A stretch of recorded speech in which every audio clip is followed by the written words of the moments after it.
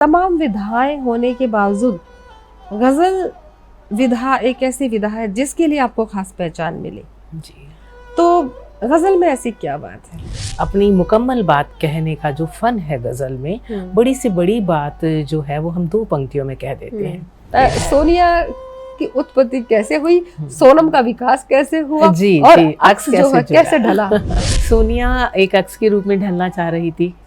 हाँ। बचपन से ही मैं लिखती थी, बहुत छोटी उम्र से लिखती थी। अब वर्तमान में जो गजल की शक्ल इख्तियार हुई है वो क्या मंजिल तय करती है? आपको लगता है कि उसका रूप बिगड़ा है कि संवरा है? मुझे तो ऐसा लगता है उर्मिल जी कि उसका रूप संवरा है। संवरा है। मुझको यूं जीने की आदत है तो है, खुद की खुद से ही मोहब्बत है तो है। हाँ। और सब गमों को ठोकरों पे रखती हूँ, अब जमाने को शिकायत है तो है।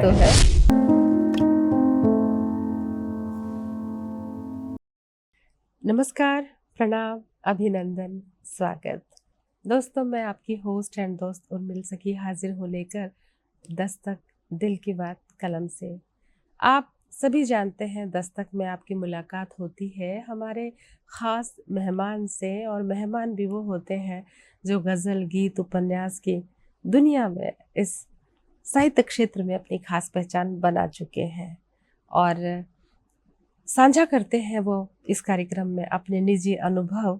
और दस्तक उनकी होती है तो दिल की बात भी होती है, कुछ कलम की बात भी होती है, और जानते हैं हमारे मेहमान के बारे में। उनसे मिलकर बहुत कुछ आप समझते हैं, सीखते हैं। उनके अनुभव सुनकर आपको भी लगता है कि ज़िंदगी इतनी आसान कहाँ होती है। जब हम दूसरे के जीवन को देखते हैं तभी तो पता चलता है कि वाकई यार ये तो हमसे भी उस्ताद है और ज़िंदगी को जीने का हुनर सिखाते हैं ये बातें, ये मुलाकातें। इसीलिए तो दस्तक होती है हर बार नए मेहमान की।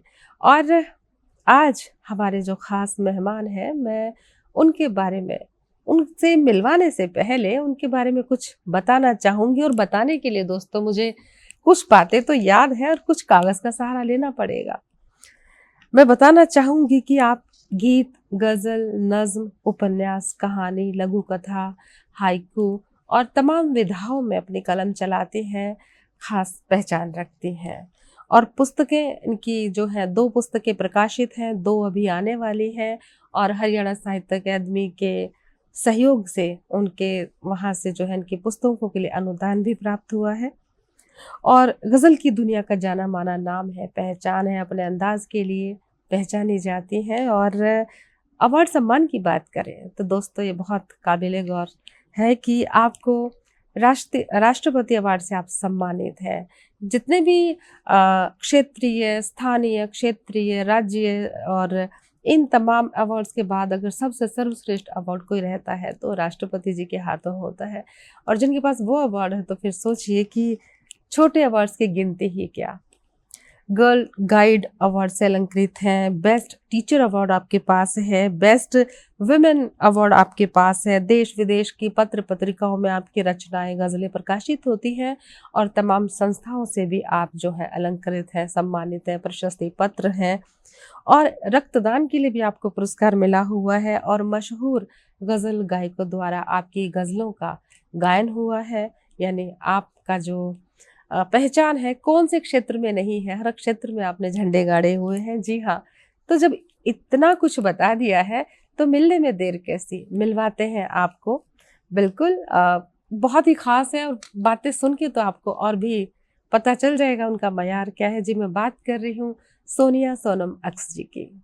सोनिया जी, जस्ट टीवी के प्रांगण में आपका हम स्वागत करते बहुत हैं। बहुत शुक्रिया, आप आए, बाहर आई, थैंक यू। और आपने हमारा निमंत्रण स्वीकार किया, इसके लिए बहुत बहुत शुक्रिया। और अब बहुत सारी पहेलियां हैं जिनके हमें जवाब आपने सुलझाने हैं। कुछ बातें हैं, कुछ सवाल हैं, और कुछ अनुभव हैं, और गजलें तो खास तौर से। जी जी।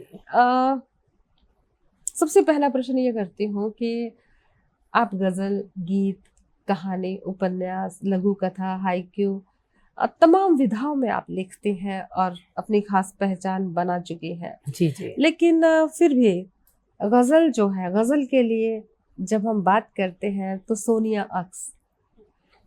अक्स जी का अक्स हमारे आगे उभर जाता है। जी। क्योंकि आपकी गजलों का जो मयार है, जो अंदाज़े बयां है, आपकी जो बयानगी है, वो बहुत बाकमाल है। मुरीद हैं हम लोग और बड़े बड़े मुशायरे में आप पढ़ती हैं और गजल भी आपकी पुस्तकें भी आ चुकी हैं। जी जी। मैं ये पूछना चाहती हूँ कि तमाम विधाएं होने के बावजूद गजल विधा एक ऐसी विधा है जिसके लिए आपको खास पहचान मिली। जी। तो गजल में ऐसी क्या बात है, इस पर जरा बताइए। क्यों, बाकी विधाओं में भी बात है लेकिन गजल में आपको खास पहचान मिली है? गजल मैं यूं कहूँ कि पारंपरिक तौर पे मेरे साथ चलकर आई है। अच्छा। मेरे नाना जी किसी समय में गजलें कहा करते थे जब मैं बहुत बच्ची थी। तो उनकी आंखें चली गई। तो अच्छा। वो अपनी गजलें मुझसे लिखवाते थे। मतलब वो बोलते थे और मैं कागज पे नोट करके उनके लिए रखते थे। अच्छा। तो मेरे मन में प्रश्न उठते थे कि ये क्या है जो आखिरी तुकबंदी हो रही है, इसका क्या मतलब है। तो वो मुझे बताते थे कि इसको हम रदीफ बोलते हैं और ये जो तुकबंदी इसके साथ लेकर चल रही है वो काफिया है और एक ही शब्द का जो लास्ट में रेपिटेशन हो रहा है वो रदीफ है। और मुझे उसका शौक होने लगा और बचपन से ही मैं जगजीत सिंह की या यूं कहूँ कि रेडियो पर गज़लें सुनने लगी। बहुत सी, मीना कुमारी मेरी फेवरेट रही। तो वहाँ से मेरा गज़लों का शौक जो है वो बढ़ता गया सुनने का पहले, और फिर मुझे लगा कि नहीं मुझे इसमें आना है और दो शेरों में, दो पंक्तियों में अपनी मुकम्मल बात कहने का जो फन है गज़ल में, बड़ी से बड़ी बात जो है वो हम दो पंक्तियों में कह देते हैं। पहली पंक्ति जब हम बोलते हैं तो उसमें एक सवाल उठता है कि आगे क्या होने वाला है। नेक्स्ट पंक्ति जब उसे क्लोज कर देती है तो एक पूरा शेर एक पूरी कविता की बात कह देता है। तो ये जो खूबसूरत सी बात थी ये मेरे मन को भा गई, इसलिए इस विधा में मैं आई और लोगों ने भी इसे सराहा। और स्पेशली कहूँ तो जो प्रेजेंटेशन होती है, जो थ्रो होता है, वो लोगों के दिल तक पहुंचा, क्योंकि आज किसी के पास वक्त नहीं है मिल जाए इतना कि वो लंबी लंबी बातें सुने या लंबी लंबी कहानियां सुने या लंबी लंबी कविताएं सुने। तो एक शेर में जब उसके मन की बात कही जा सकती है तो क्यों ना हम गज़ल की तरफ बढ़े। बिल्कुल बिल्कुल सही कहा आपने। और वैसे भी कहते हैं कि बड़े सीधे सरल तरीके से दो पंक्तियों में दिल से दिल तक पहुंचने का माध्यम है गजल। दो शब्द, दो पंक्तियों में ही पूरी मुकम्मल दास्तां होती है। हाँ जी, हाँ कहानी होती है और वो वहीं पे एक मुकम्मल कहानी होती है। हर शेर की अपनी कहानी है। तो कोई भी शेर किसी अगले शेर से कनेक्टेड नहीं होता। बस काफिया रदीफ का हमें ध्यान देना होता है। और कहीं ना कहीं फिल्मों ने और जो हमारे गजल गायकों ने भी गजल को वो मुकाम हासिल करवाया है। बेशक, है ना? ये भी एक बड़ी बात रही कि सुकून है शायद। यही बात मैं आगे कहने वाली थी कि जब हम कुछ सुकून के पल चाहते हैं, जब हम अपने साथ जीने की एक हसरत रखते हैं कि मैं मेरे साथ रहूं, उस समय हमें गजल सुनना अच्छा लगता है।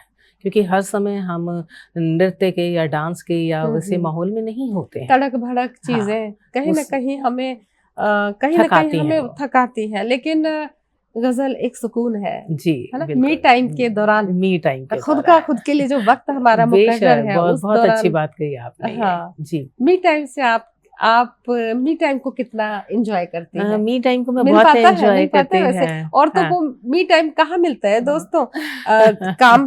काम पर आकर भी काम पे ही लौटती है स्त्री, यानी काम पर आती हैं, जॉब करती हैं, जॉब के बाद वो घर जाते हैं तब भी जॉब है, फिर पति है, बच्चे है, परिवार है, सास है, पूरा परिवार होता है। स्त्री को मी टाइम कहाँ मिलता है? पर फिर भी एक जद्दोजहद रहती है कि वो चाहिए, जरूरत है। वो हमें चुराना होता है उर्मिल जी। अच्छा, चुरा लेते हो? वो हम अपने लिए चुरा लेते हैं। मैंने कभी कहा था कि 1+1 हमेशा 2 नहीं होता। 1+1 1 भी होता है। वो मेरा मी टाइम है। जब मैं मेरे साथ हूँ, वो तन्हाई नहीं है, वो मी टाइम है। उसमें मैं खुद को जी रही हूँ और ये मैं अंदर उतर के देखती हूँ कि आज पूरे दिन में मैंने क्या किया और अपने सांचे में खुद को ढालती हूँ। तो तब गजल, गीत, कविता, जिस भी विधा में वो एहसास ढल जाए। मतलब आप ये कहना चाहती हैं कि दो तरह के एकांत होते हैं। एक होता है तन्हाई, दूसरा होता है एकांत। जो अपने चिंतन मनन विचार, अपने बारे में सोचना, अपने ख्यालों के घोड़ों पर बैठकर कल्पनाओं में रंग भरना, वो तन्हाई में या एकांत में हो सकता है। तन्हाई में तो इंसान परेशान होता है। बेशक। तो राइटर हमेशा जो होता है एक्टर है, राइटर, जो कला से जुड़ा हुआ हर कोई आ गया। हर कोई जो कलाविद होगा वो हमेशा एकांत में रहना चाहेगा, राइट। भीड़ भाड़ मैं से एक बात और यहाँ जोड़ना चाहती हूँ उर्मिल जी, हाँ, ये मी टाइम जो कलाकार लोग होते हैं ना, वो भीड़ में भी चुरा लेते हैं एकांत। वो कैसे? आपके चारों तरफ भीड़ है, लेकिन आपको कुछ लेना देना नहीं आपके आसपास क्या हो रहा है। आप अपने ही ख्यालों में हैं, आप अपने आप से बात कर रहे हैं, आप अपने आप से मुस्कुरा रहे हैं। उस माहौल में भी कोई ना कोई चीज आप ऐसी स्टेयर कर लेते हैं, चुरा कर ले आते हैं, जिसके ऊपर आप कविता, कहानी, गीत, मुक्तक, छंद, उस टाइम उसको देख के, उस चीज को देख के आपके दिमाग में एक स्टोरी बननी शुरू हो जाती है। वो भीड़ में होने वाला भीड़ मी में भी टाइम हम है। कुछ सोच रहे हो तो अपने जी, ख्याल तक पहुंच जाते अपने हैं। ख्याल ये तक तो वही पहुंच बात जाते होगी जिन दिनों पढ़ाई करते थे स्कूल टाइम पे, तो जैसे हम कहते हैं कि भी पापा देखो वो हमें शोर कर रहा है, पढ़ने नहीं दे रहा, तो वो कहते तो उस कमरे में कर रहा है, तुम भूल जाओ, तुम अपना ध्यान दोगे तो तुम्हें वो सुनाई नहीं देगा, जो तुम कर रहे हो तुम उसी में हो। हाँ, तो ये तो वही बचपन की कुछ बातें जो होती हैं वही जाके जुड़ती हैं। आप उसमें खो जाओ तो आपको पता नहीं चलेगा बाहर क्या हो रहा है। क्या बात है।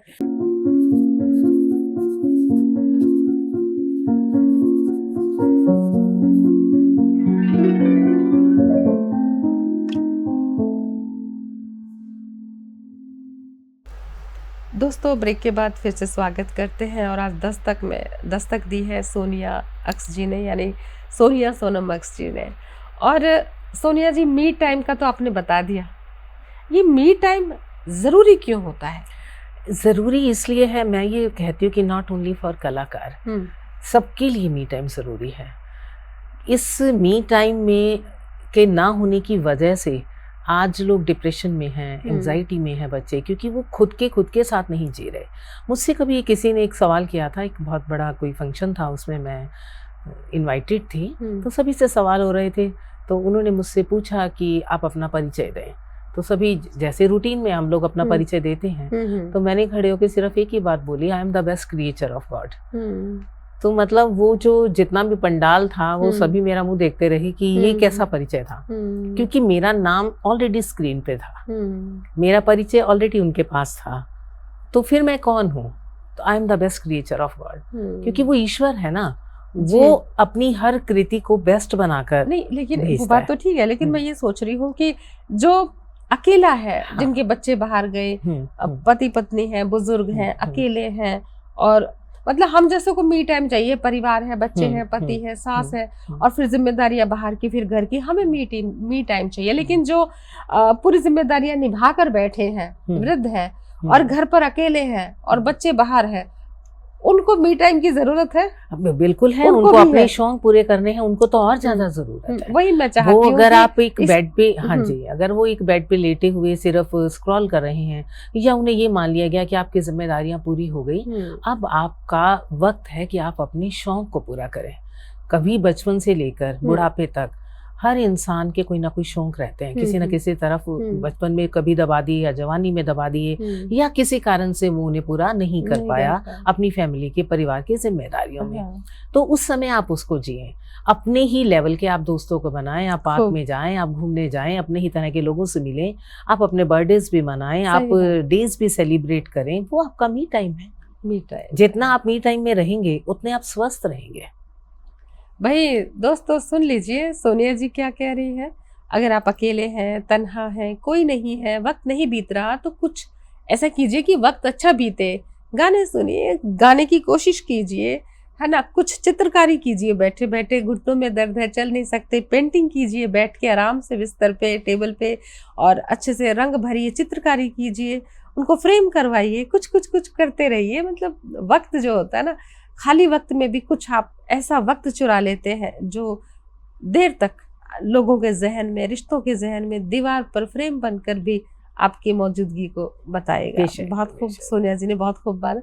सोनिया जी, आपका नाम सोनिया भी है, सोनम भी है, अक्स भी है, सोनिया, सोनम, अक्स। तो पहले तो मुझे ये बताइए, मैं आपको सोनिया कहूँ, सोनम कहूँ, अक्स कहूँ? आप मुझे कुछ भी कह सकते हैं, जिस भी नाम से प्यार से जो भी आपकी जुबान से निकले वही तो है। सोनिया की उत्पत्ति कैसे हुई, सोनम का विकास कैसे हुआ, जी, और जी, अक्स जो है कैसे ढला, मुझे इस पर जरा बताओ। सोनिया एक अक्स के रूप में ढलना चाह रही थी। बचपन से ही मैं लिखती थी, बहुत छोटी उम्र से लिखती थी।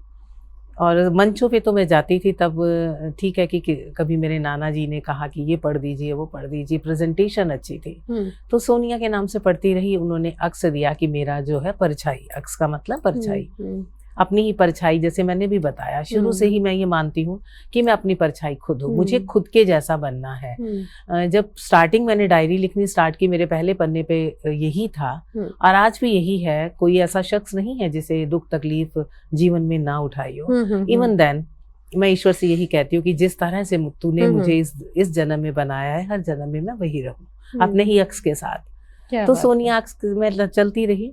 और जब किताबों के रूप में मैंने आने की कोशिश की तो मैं, क्योंकि गवर्नमेंट जॉब में हूँ, तो मैं यही धीरे धीरे इसी पर आ रही हूँ। और गजल की भी हमने बात करी, आपसे गजलें भी सुननी है। जी। तो संक्षिप्त में जरा ये बता दीजिए आप कहाँ से हैं, क्योंकि हमारे जो दर्शक है ना वो सोचेंगे और बिल सब कुछ पूछ लिया, अभी तक ये नहीं बताया कि सोनिया जी है कहाँ। मैं पानीपत हरियाणा से हूँ बेसिकली, और वहीं मैं गवर्नमेंट जॉब में हूँ, HES 2 हूँ, हरियाणा एजुकेशन सर्विसेज में क्लास 2 ऑफिसर हूँ। तो उसके साथ ये चलते चलते मैंने 3 MA किया, 3 चीज़ों में मैंने पोस्ट ग्रेजुएशन की और तीनों में मुझे डिस्टिंक्शन मिला। तो जब किताबों के रूप में आने की हमारी कोशिश हुई तो हमें परमिशन लेनी पड़ती है, हमारे जो ऊपर हमारे बोर्ड है, तो उससे अभी तक मुझे परमिशन नहीं मिली थी। तो मैं सोनम अक्स के नाम से लिखती रही। अच्छा। तो लोगों को ये नहीं पता था कि ये मेरी राइटिंग्स है। तो लोग पढ़ते थे आपकी वॉल पे बहुत अच्छा होता है, लेकिन मैं बता नहीं सकती थी किसी को कि ये मेरे हैं। तो जब मुझे परमिशन मिल गई तो फिर सोनम अक्स के नाम से, मैं तब तक टचवुड बहुत फेमस हो चुकी थी, तो सोनम मैं हटा नहीं सकती थी, तो फिर असली नाम मैंने सोनम के आगे लगाया, सोनिया सोनम अक्स। और उपन्यास, गीत, गजल, नज्म सब कहती हैं, तो गजल पर हमने बात करी है।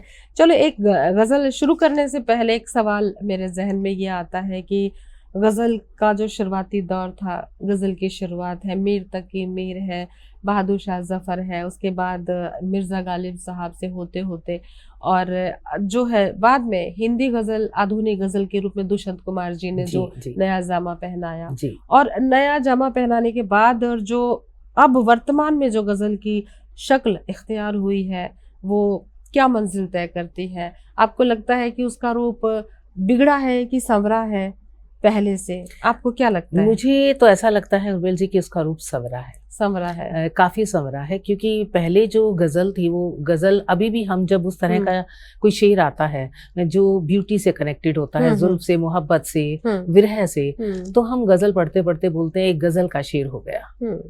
मीन्स जो हमारी एक औरत के रूप में ढलती थी गजल को, एक उसका इक्वल माना जाता था। हुस्न और इश्क से बाहर अब गजल ने कदम रखा है, आसपास के माहौल को गजल ने उठाया है। ये बदलाव दुष्यंत कुमार जी से शुरू हुआ और उसके बाद निरंतर बढ़ रहा है। अब कोई ऐसा फील्ड नहीं है जिसमें गजल के शेर को ना ढाला गया हो। तो हर तरह की गजलों में शेर लोग कहते हैं, गजल और अलग अलग तरह के। लेकिन ये एक विरोधाभास की बात है कि जब उर्दू के हवाले से रोमांटिक शायरी की बात होती है, हुस्न और इश्क की बात कहने वाले शायर होते हैं, दूसरी तरफ दुनियादारी पे बात कहने वाले शायर होते हैं, तो उनमें एक मसला सा खड़ा हो जाता है कि गजल तो वो दौर था, अब तो बस दुनिया भर के तमाम मसले ही सुलझाने में लगी है। लेकिन आधुनिक हिंदी गजल ने जो खूबसूरत लिबास बदला है, उसमें भी अभी दुष्यंत कुमार जी की ही बात कर लीजिए, कितना खूबसूरती से बड़े आसान शब्दों में कह दिया था कि मैं जिसे उड़ता बिछाता हूँ वो गजल आपको सुनाता हूँ, और एक बाजू उखड़ गया है जब से और वजन उठाता हूँ। जिंदगी की हकीकत को बयां करते हैं कि वाकई गरीब आदमी के लिए तो मुश्किल होता है, अपनी जिंदगी को ढोना होता है, जीना कहाँ होता है, लेकिन वो फिर भी ढोती हुई जिंदगी को भी जी लेते हैं, उस गरीबी में भी जी लेते हैं, क्योंकि वो उतना ही कमाते हैं कि रात को खाकर सो जाए, और उनको पत्थर है कि बिस्तर कैसा है, उनको पत्थर के सिरहाने पे भी नींद आ जाती है, वो शरीर से इतना थक जाते हैं। तो गरीब आदमी की दास्तां को भी, उस मेहनत मशक्कत को भी बहुत खूबसूरती से बयां हुआ है। तो ठीक कहते हैं आप, समय के हिसाब से जिसका जो समय आता है, जो माहौल होता है, उस माहौल पे गजल कहता है। माहौल बदलना भी चाहिए, वक्त बदलना भी पहले चाहिए। तो कबीला ही थी गजलें, सब कुछ एक ही तरह से नहीं चलना चाहिए, तो कोई ना कोई तो बदलाव लाएगा। जिसने शुरुआत की वो भी कुछ नया ही वो अलग दुनिया थी, वो अलग दुनिया थी। अब हम अलग हैं, और आने वाले बच्चे वो कुछ अलग ही तरह की गजलें कह रहे सही हैं। बात जो है। हमारी यंग जनरेशन है वो कुछ और ही तरह की गजलें कह रही है। अमीरों की, रईसों की गजलें अलग हाँ, रहती थी, कोठों की गजलें बिल्कुल अलग बिल्कुल। रहती आपने थी। ये देखे होंगे, ये जो हाँ। हम देखते थे पहले, जो जिस तरह के नृत्य हुआ करते थे, तो वो जो नर्तकियां करा करती थी डांस, राज हाँ, नृत्य तो की, जिन हाँ, गजलों पे वो नृत्य करती थी वो अलग तरह की वो अलग गजलें तरह होती के थी। थे। हाँ, तो आजकल अलग तरह की है। उससे अब पेचीदा हालात नहीं था, हुस्न हाँ, चलता था, हुस्न चलता था। अदायगी चलती वो थी, सिर्फ बिल्कुल लुभाने के लिए होता था। लुभाने के लिए उस समय की होती थी। गजलें लुभाने के लिए जी। होती थी। और भी बहुत अब सारी, जगाने हाँ, के लिए हैं, मुझे ऐसा लगता जगाने के है। लिए, क्या जी बात है। जी पहले जो गजलें होती थी वो लुभाने के लिए होती थी, और अब जगाने के लिए। जगाने के तो क्या लिए सचमुच लोग जाग रहे हैं गजलें सुन के? बेशक जाग रहे हैं। कहीं ना किस कहीं तरह ऐसा से? लगता है। देखिए, हाँ, एक समय की मैं बात बता रही हाँ, हूँ हाँ, कि एक गजल एक मैंने पढ़ी, तो एक बुजुर्ग शायर, मुझे वो शेर अभी याद नहीं आ रहा, तो एक बुजुर्ग थे, वो उठकर आए, तो उन्होंने मुझे हार पहनाया और 500 का नोट दिया। वहाँ यूपी में ये थोड़ा ट्रेंड है कि अगर आपको किसी का कोई शेर पसंद आता है या अच्छा लगता है तो वो पैसे देते हैं आपके हाथ में। तो उन्होंने दिया, तो वो रोने लगे। मैंने कहा क्या हुआ? कहते हैं इसको फिर पढ़ो, इसको फिर पढ़ो। तो मैं चाहता हूँ काश मेरा बेटा यहाँ होता और वो इसको सीन को सुनता। देखता। हाँ, तो मतलब यही था कि अगर हम वो पिता के ऊपर, एक मेरी नज़्म है, अगर मेरे पास है जी। मैं पढ़ूंगी जरूर। और हम नज़्म भी सुनेंगे, गजल भी तो सुनेंगे। उनको ये लगा कि मेरे मन की बात इन्होंने कह दी। बिल्कुल। और तो बस वही गजल बात की है। यही तो खूबी है, लिखता कोई और है लेकिन हाले बयां जो दिल किसी का और के किसी दिल और का का होता होता है। है। बहुत जी खूब। जी। दोस्तों, गजल पर बात तो हो गई है, गजल सुनेंगे अब सोनिया जी से। दस्तक सोनिया जी ने दी है, यानी अक्स साहिबा ने। और गजल पर बहुत सारी बातें हो गई है, कहाँ से आई, कैसे आई, क्या रूप बदला, क्या लिबास बदला, कहाँ से कहाँ तक चली गजल। और गजल अब जो वर्तमान में कहते हैं कि हाथ कंगन को आरसी क्या, पढ़े लिखे को फारसी क्या। जब गजल भी हमारे साथ, पढ़ने वाली भी गजल साथ बैठी हो, सामने भी गजल हो, तो गजल से गजल की मुलाकात करवाते हैं। सोनिया जी, गजल के लिए दावत सुखन देती हूँ। बहुत बहुत शुक्रिया आपका। तो 4 मिसरों से शुरू करूं या सीधा गजल पे आऊं? जैसा आपका मन चलिए, है। 4 मिसरों से अपनी बात शुरू करती हूँ। जो मेरा अक्सर मैं अपने परिचय की 4 पंक्तियों में यही कहती हूँ कि मुझको यूं जीने की आदत है तो है, मुझको यूं जीने की आदत है तो है, खुद की खुद से ही मोहब्बत है तो है। हाँ। और सब गमों को ठोकरों पे रखती हूँ, सब गमों को ठोकरों पे रखती हूँ, अब जमाने को शिकायत है तो है, अब जमाने को शिकायत है तो है। तो ऐसे में सभी आधी आबादी को नजर करती हूँ मैं। ये गजल अभी ये करते हैं, फिर और देखते हैं। जी, स्वागत। कि तन्हाई में छू कर देखा, अभी हम मी टाइम की बात कर रहे थे, तो उसी को डेडिकेट करती हूँ ये गजल। कि तन्हाई में छू कर देखा जब भी मन तन्हाई का, तन्हाई में छू कर देखा जब भी मन तन्हाई का, मेरी आंखों से बरसा है फिर सावन तन्हाई का। क्या बात है, मेरी आंखों से बरसा है फिर सावन तन्हाई का। और गौर करें और मिल जी सभी के लिए कि गुड्डा गुड़िया चूल्हा चौका, माँ के घर से पी का घर। गुड्डा गुड़िया चूल्हा चौका, माँ के घर से पी का घर, यौवन की बाहों से फिसला अल्लड़पन तन्हाई का, यौवन की बाहों से फिसला अल्लड़पन तन्हाई का। बहुत खूब।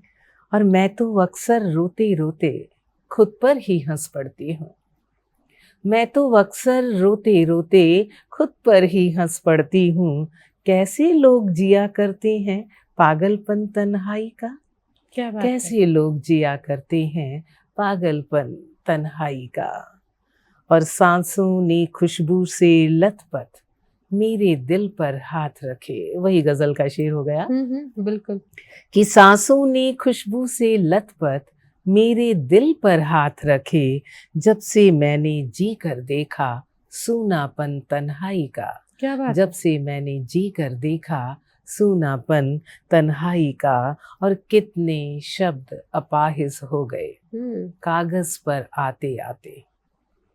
कई बार हमारे ख्यालों में शब्द होते हैं, उसमें होते हैं, और फिर हम तन्हाई में खो जाते हैं, जिससे मैं कहती हूँ नहीं होना चाहिए, तो वो ढल नहीं पाते किसी चीज में। या हम कभी कभी डर भी जाते हैं कि हमारे मन की बात समाज तक ना पहुंच जाए। सही बात है। खासकर स्त्री ज्यादा स्त्री सोचती जाति है, को, हाँ, क्योंकि उसके प्रति नजरिया बदल जाता है नजरिया लोगों बदल का। जाता है। अगर मैं अब मान लीजिए मैं बहुत प्यार मोहब्बत की जी जुदाई की बात जी करूंगी, जी विरह की, जी लोगों जी, को लगता है हाँ, अरे क्या कौन हो सा गया गम आ गया इसको इसका, कौन कौन सा सी गम आ गया, तकलीफ आ पक्का कोई गई, चक्कर होगा। हाँ।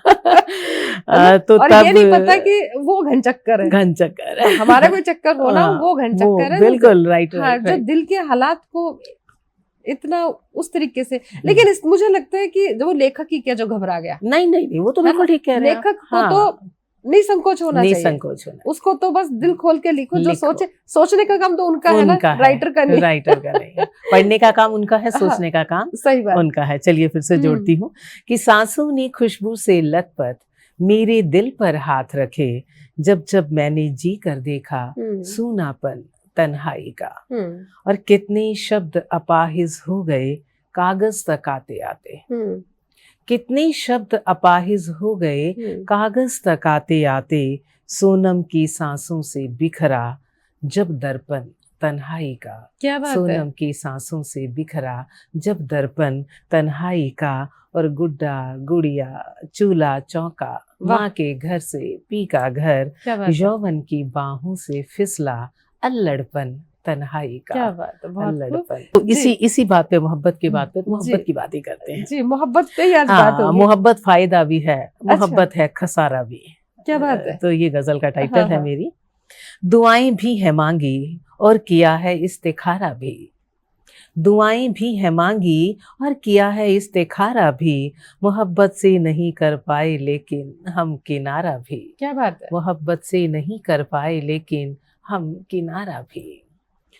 अभी तक जितना समझा है तो बस इतना ही समझा है, अभी तक जितना समझा है तो बस इतना ही समझा है, मोहब्बत फायदा भी है, मोहब्बत है खसारा भी। हमारे दोस्तों को खसारा का अर्थ बता दीजिए। नुकसान, नुकसान, हाँ। मोहब्बत फायदा भी है, मोहब्बत है खसारा भी। वाह। ना हम तुमको समझ पाए न तुम हमको समझ पाए, न हम तुमको समझ पाए न तुम हमको समझ पाए, हुआ नुकसान उल्फत में तुम्हारा भी हमारा भी, हुआ नुकसान उल्फत में तुम्हारा भी हमारा भी।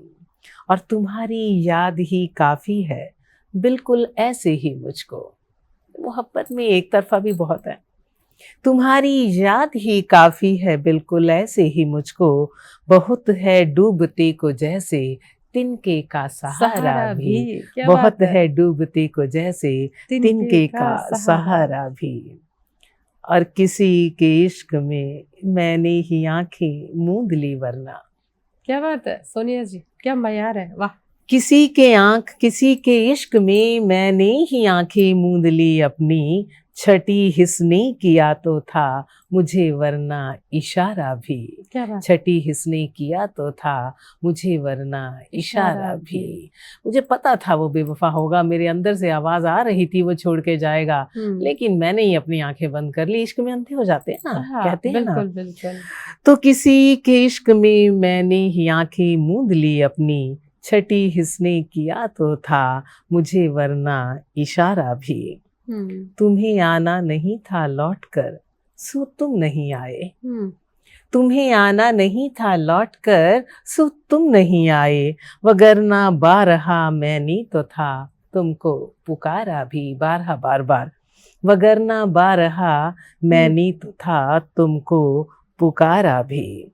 और उसी के नाम पर होगा, उसी की याद में होगा, उसी के नाम पर होगा, उसी की याद में होगा, लिबासे जिंदगी सोनम अगर मैंने उतारा भी। क्या बात। लिबासे जिंदगी सोनम अगर मैंने उतारा भी। तो इश्क, अगर इश्क है अरमिल जी, मैं एक बात इसमें जोड़ना चाहूंगी, तो वो कल भी यही था, आज भी यही है, और आने वाले टाइम में भी यही होगा। जैसे मेरे एक मुक्तक में है कि पिया तुम्हारा रूप है अद्भुत साहूकार, पिया तुम्हारा रूप है अद्भुत साहूकार, और नैना गिरवी रख दिए तकते ही एक बार। क्या बात है। सोनम पलकें बेच दे, सोनम पलकें बेच दे, बिके दाम बेदाम, पिया दरस के वास्ते उन पलकों का क्या काम। पिया दरस के वास्ते, क्या बात है, इन पलकों बहुत का क्या बहुत काम। खूबसूरत, बहुत ही खूबसूरत मुक्तक सोनम जी। बहुत दोस्तों शुक्रिया। अभी तो बहुत कुछ सुनना बाकी है, बहुत कुछ है हमारे पास, और गजलों का दौर भी शुरू हो चुका है। जिंदगी से बात करते करते गजलों तक आ गई है। सोनिया जी, मैं देख रही थी आपका कि आप पानीपत घराने से हैं। जी।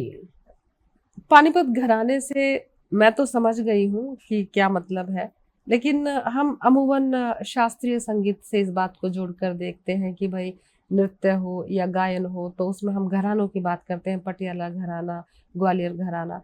ये पानीपत घराना जो है, इस पर एक दृष्टि बताइए। पानीपत गज़लों के लिए हाल ही के समय से बहुत मशहूर है। जी। बहुत पहले से यहाँ जो मुशायरे हुआ करते थे, आप याद करेंगी तो अमृता प्रीतम जी तक हमारे यहाँ मुशायरों में आ चुके हैं। सावर पानीपति जी हाल ही मुशायरों का एक बहुत बड़ा नाम रहे हैं। उनकी बेटिया है प्रेम, अभी वो यूएसए में है, तो उन्होंने इसकी शुरुआत की। साबिर पानीपति जी के शागिर्द थे मेरे ताऊ जी, जिनका नाम कुमार पानीपति के नाम से वो लिखते थे। वैसे वो वहाँ के मशहूर कॉलेज, आईवी कॉलेज के प्रोफेसर। आपके सगे ताऊ जी? मेरे ताऊ, सगे ताऊ जी नहीं थे, कजन ताऊ जी थे। कजन ताऊ जी थे। तो उनकी तरफ से भी मुझे गजलों में काफी शाबाशी मिली। तो मेरी ये जो अभी तसव्वुर की प्यास जो पुस्तक है, जिसको साहित्य अकादमी से पुरस्कृत किया गया है, आज ही मुझे आपके लिए मैं ये बताऊंगी कि जस्ट टीवी मेरे लिए बहुत लकी है, आप बहुत लकी है, अनुदान मिला है आज ही। और आज ही इसकी न्यूज मुझे रास्ते में आते हुए मिली है।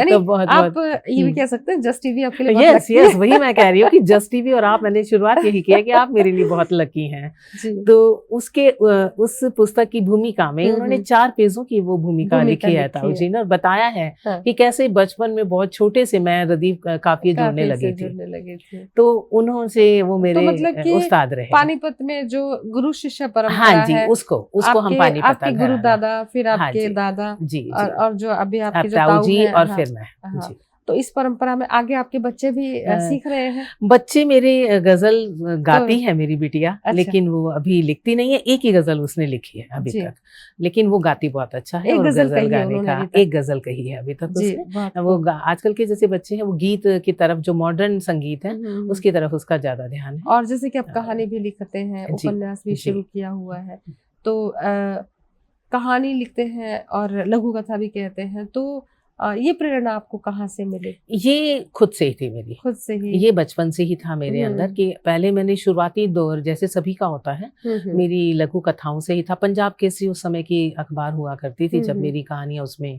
छपती थी। आसपास के माहौल को देख के मुझे नहीं लगता कि सिर्फ मैं अपने लिए कहूँ, हर किसी के अंदर अगर राइटर है तो वो इमोशनल तो है।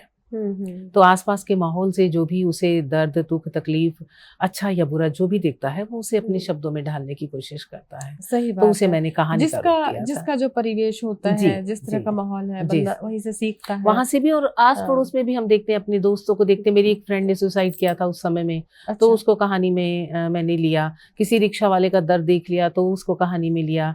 मेरे पड़ोस में हाईली एजुकेटेड थे, हस्बैंड वाइफ डॉक्टर थे दोनों, और इतनी ज्यादा मतलब वो टॉर्चर्ड होती थी वाइफ उनकी।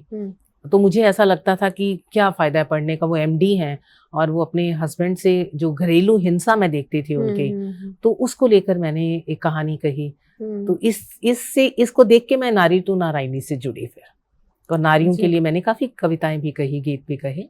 तो एक जैसे मन में उबाल आया कि नहीं, इनके लिए हमें कुछ करना कोई ऐसी रचना जो महिला सशक्तिकरण को।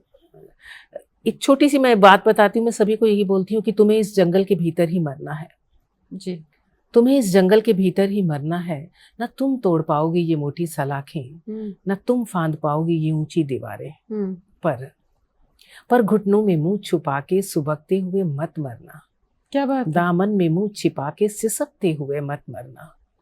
जोर से मुट्ठियां लहराओ, पूरी ताकत से चिल्लाओ, सारी दुनिया को बताओ कि तुमने अपनी स्थिति को नियति नहीं स्वीकारा है, कि तुमने अपनी स्थिति को नियति नहीं स्वीकारा है। बहुत खूब, बहुत खूबसूरत। और ऐसे में फिर मैं उनसे यही कहती हूँ कि अपनी ही बेबसी पे तरस खा के पी गई, अपनी ही बेबसी पे तरस खा के पी गई। मैं ये सोच रही हूँ, वो तो मैं सुन ही रही हूँ, आपको सुनूंगी भी। मैं सोच रही सोनिया, सोनम के अंदर का जो अक्स है ना, अब बाहर निकल रहा है। जी कि अपनी ही बेबसी पे तरस खा के पी गई, सारे गमों को दर्द में उलझा के पी गई। और जो लोग मुझे रखते थे ठोकर पे हमेशा, मैं आज उनकी खाक को ठुकरा के पी गई। क्या बात मैं है, आज उनकी खाक को ठुकरा के बहुत पी खूब, गई। बहुत खूब। कुछ और मुक्तक? हाँ, मुक्तक आप जी। जितने क्योंकि कहें मुझे जैसे लग रहा है कहें। कि अब दिल की किताब खुली है, तो अब कहते हैं ना पन्ना पन्ना, अब जी पढ़ना शुरू कर जी दिया जी हमने जी। अक्स को, लेकिन हाँ अच्छी नजर से। हाँ, वो मैं समझ रही हूँ हाँ, कि बहुत अच्छी नजर से, तो दोनों क्योंकि तरह की बातें। अल्फाजों की जो अदायगी होती है ना, अदाकारी, शब्द चित्र जो होता है, जी आपको जी वो पूरी तस्वीर बना के दिखा देता है। जी, बहुत बेशक। खूबसूरत ख्याल भी है और शब्द कला भी बहुत परिपक्व है आपकी, बहुत थैंक यू, कमाल। बहुत शुक्रिया। तो दोनों तरह की बातें मैं लेके चलती हूँ। तो अभी मोहब्बत की बात की थी, तो मोहब्बत मेरे लिए मुक्तक के रूप में ऐसे है कि भूले भटके जब दर्पण से मैंने आंख मिलाई है। भूले भटके जब दर्पण से मैंने आंख मिलाई है, जाने क्या हो जाता उसको, उसने ली अंगड़ाई है। जब भी देखूं अपनी सूरत, उसका चेहरा हो जाती। जब भी देखूं अपनी सूरत, उसका चेहरा हो जाती। या तो दर्पण पागल है, या मति मेरी भरमाई है। क्या बात या है, तो दर्पण पागल है, या मति मेरी भरमाई है। बहुत खूब। है ना। और दूसरी तरफ जो अभी हम बात कर रहे थे कि फितरत है मेरी सख्त मराहिल से गुजरना। फितरत है मेरी सख्त मराहिल से गुजरना, दिल और किसी बात पे तैयार नहीं है। दुनिया की खुशी ऐशो तरफ तुमको मुबारक। दुनिया की खुशी ऐशो तरफ तुमको मुबारक। सोनम भी किसी शय की तलबगार नहीं है। सोनम भी किसी शय की तलबगार नहीं है। बहुत खूब सोनम जी। और गजल गायकों ने भी आपकी गजलों का गायन किया है। ये भी एक बहुत खूबसूरत मोड़ आता है गजलकार की जिंदगी में जब उनकी गजलों को गाया जाए। जी। और जाहिर सी बात है एल्बम भी आई है आपकी, और बहुत मकबूल भी हैं, हमने देखी भी है, सुनी भी है। बहुत बड़ा नाम है सोनी अक्स। और जैसे कि कई बार ऐसा होता है ना कि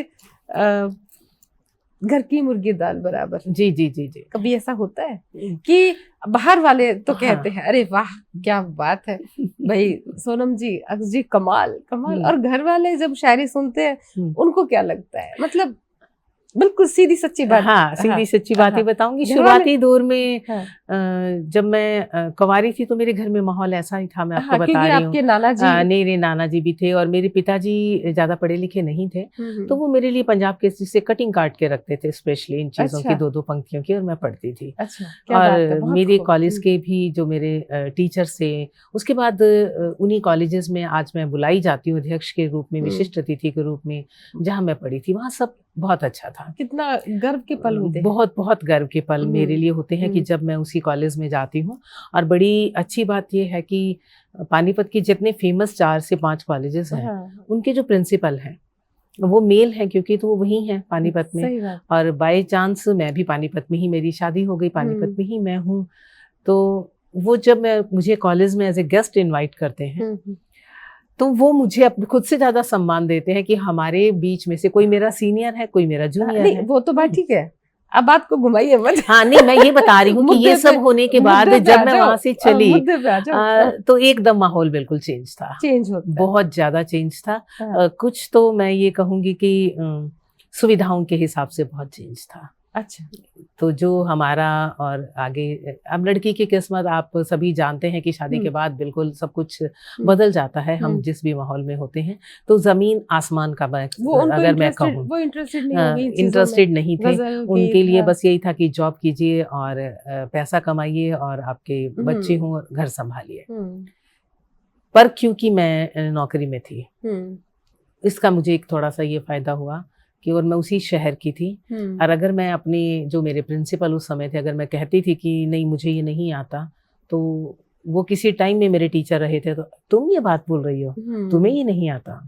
तो मैं ये कभी नहीं कह पाई उन्हें कि मैं एंकरिंग नहीं कर पाऊंगी, या मैं स्टेज होल्ड नहीं कर पाऊंगी, या मैं बच्चे को, वो मौके मुझे एजुकेशन डिपार्टमेंट में मिलते रहे। तो वो साइड थोड़ी सी बदल गई। तो उसने मुझे मोटिवेशनल स्पीकर की तरफ बढ़ाया। और तो ये मोहब्बत की गजलें जो हैं, ये इस टाइप का माहौल मेरे लिए बिल्कुल नहीं था। और नहीं था। लेकिन वही है कि जब हम अपने लिए जिम्मेदारी को निभाते जब हम अपनी जिम्मेदारियों को बहुत अच्छे से निभाते हैं और अपनी जिम्मेदारियों को निभाते अपने शौक पूरे करते हैं, तो दूसरे को कितने दिन दिक्कत होगी, अंत में वो स्वीकार कर ही लेगा, यार इसका तो शौक है, हमारा कौन सा काम रुक रहा है। नहीं, बहुत समय तक ऐसा हाँ। नहीं हुआ, शौक को नहीं अपनाया गया, इवन कि आप ये कह लीजिए कि जिम्मेदारियां सारी निभाने के बावजूद भी फिर मैं सारा क्रेडिट देना चाहूंगी अपनी बिटिया को कि उन्होंने अपने पापा के सामने वो या अपने दादा दादी जो भी परिवार है उसके सामने वो डट कर खड़ी हुई और उन्होंने एक लैपटॉप मुझे गिफ्ट में दिया कि अब मेरी मम्मी जो चाहे वो कर सकती हैं।